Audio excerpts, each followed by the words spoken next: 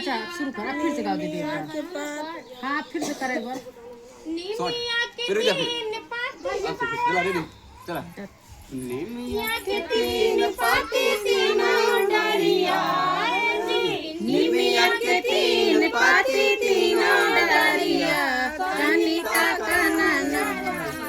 हमारी ओरिया तनिता कनना हमारी ओरिया कैसे किता की भक्ता तोहरी ओरिया कैसे किता की भक्ता तोहरी ओरिया तू तो टिकावा भुलाइलो पूजा की बेरिया तू तो टिकावा भुलाइलो पूजा की बेरिया निमिया के तीन पाती तीनों डरिया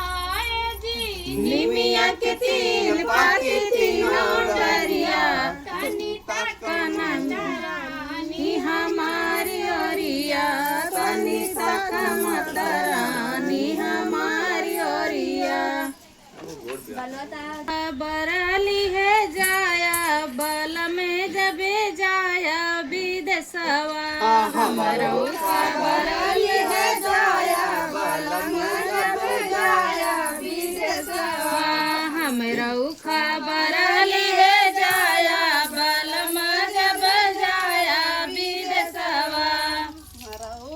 बराली है जाया बल में जबे जाया विदेशवा थोड़े कामया राजा टाइम से खाया थोड़े कामया राजा टाइम से खाया थोड़े कामया राजा टाइम से खाया थोड़े कामया राजा टाइम से खाया सेहत तू आपने बनाया बलमा जब जाया विदेशवा सेहत तू आपने बनाया बलमा जब जाया विदेशवा दीदी दीदी गावा